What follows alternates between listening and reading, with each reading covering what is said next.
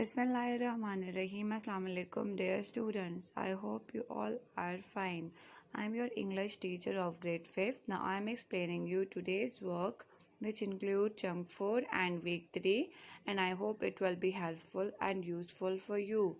Now this is the remaining part of your previous lecture, the shoemaker and the elves. So ये उसका remaining part है. So हमने उसमें से पढ़ा था कि थोड़ी सी समरी मैं आपको बता देती हूँ कि हस्बैंड एंड वाइफ होते हैं, उनको खाने के लिए कुछ नहीं होता है. वो लोग उसका जो कैली का जो हस्बैंड होता है जॉर्ज, वो शूज़ बेचता है, लेकिन वो ऐसे शूज़ बनाता है कि कोई उससे ख़रीदता भी नहीं है.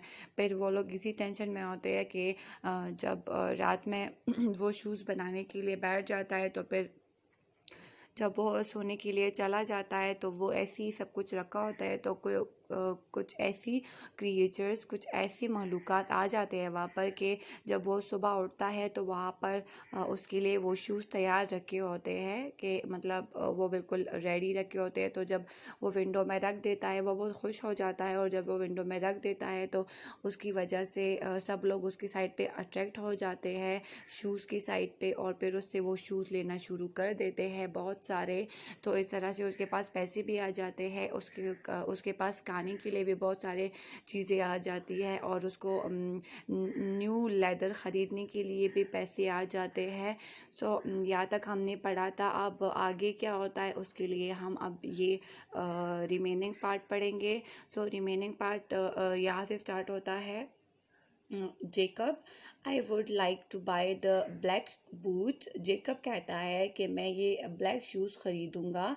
The work is superb. ये बहुत ज़्यादा अच्छे तरीके से या अच्छे तरह बने हैं.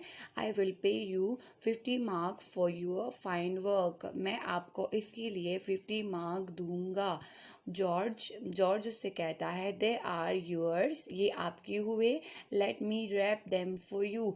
आप मतलब जब हम कुछ चीज़ ख़रीदते हैं तो उससे पहले शूज़ या कुछ भी, तो वो लोग उसके बॉक्स में डालते हैं. तो वो जॉर्ज उससे कहता है जेकब से कि ये आपकी हुई और मैं आपके लिए इसको तय कर लेता हूँ. Town crier 12 o'clock noon. 12 o'clock noon and the things are looking very good. 12 o'clock noon और जो चीज़ें थी वो बहुत ज़्यादा अच्छी दिखने लगी.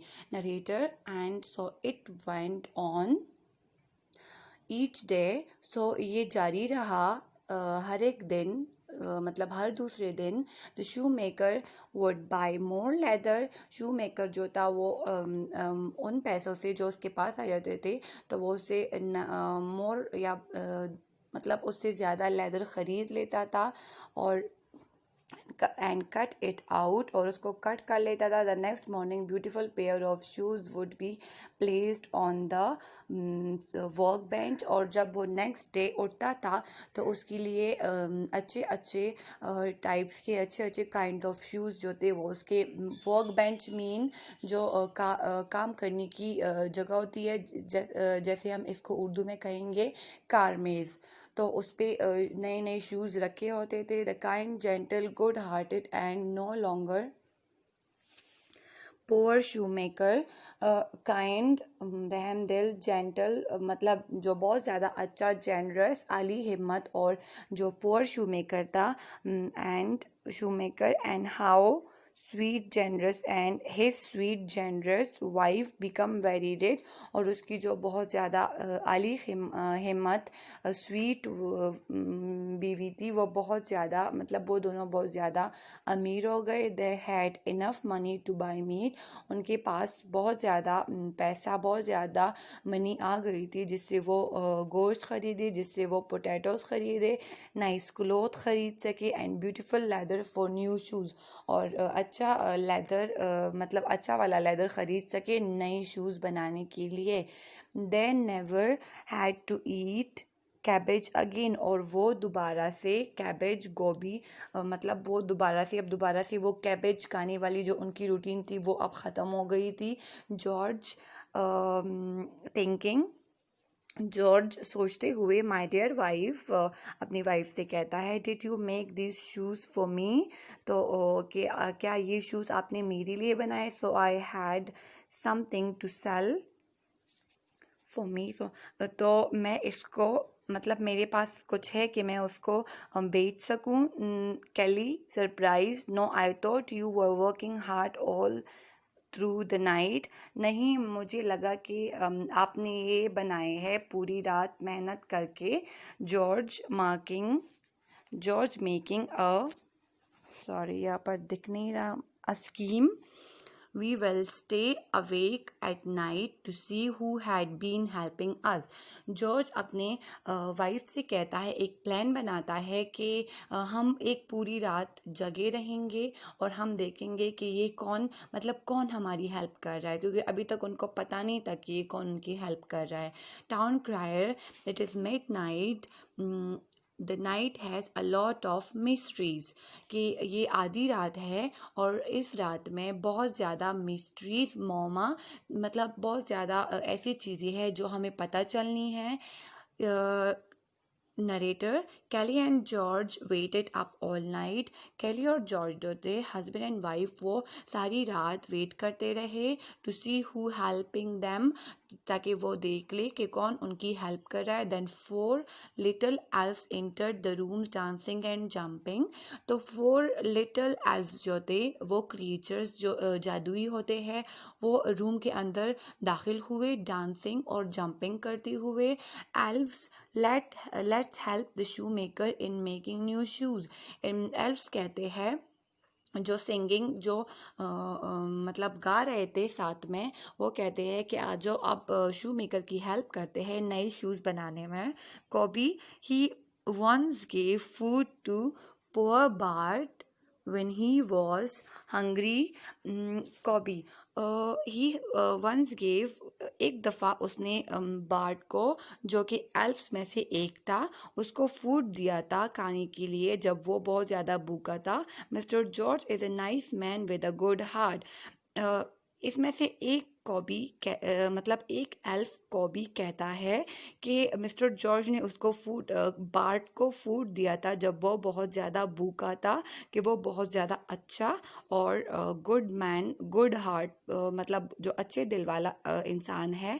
कौन? George. Narrator, Cobby, sparkles, Titchy and Bart started making the shoes. Kelly and George looked from behind the door. जो एल्फ थे, वो लोग स्टार्ट कर चुके थे न्यू शूज़ बनाने में, और कैली और जॉर्ज जो थे वो उसको बिहाइंड द डोर देख रहे थे। कैली विस्परिंग, जो कुसर पुसर बंदा करता है दूसरे के कान में, या आराम से जो बात करता है कि मतलब और कोई ना सुन सके। Do you know them? Kelly अपने हस्बैंड से कहती है कि क्या आप इनको जानते हैं? What are these creature? ये कौन सी मखलूक़ात है?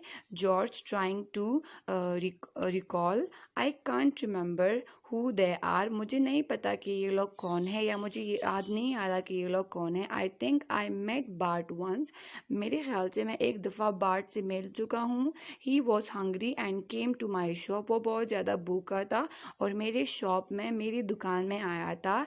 आई had only cabbage to eat at that time, हमारे पास सिर्फ कैबेज था खाने के लिए उस टाइम, गोभी। Since he was hungry, I gave half of my food to them. तो मैंने उसको अपना आधा खाना, अपना आधा खुराक दे दिया था। कैली, weeping her tears, it is a good thing you helped someone even if you did not have enough। कि ये बहुत अच्छी बात है कि हमारे पास कोई चीज़ नहीं होकर भी, थोड़ी होकर भी आप दूसरों की मदद करें। Narrator, we learn from George and Kelly story that kindness goes a long way. हमने जॉर्ज और कैली की स्टोरी से ये सीखा कि जो रहम करना, जो मदद करने का तरीका होता है, वो मतलब ये इसका मतलब है कि आप किसी की मदद करो मतलब कि आपके आपके पास खुद भी कुछ खाने के लिए नहीं होता, लेकिन आप फिर भी उसकी मदद करो, आप उसको दो, अपने से अपनी चीज़ों में से हाफ करके दो, लेकिन दो।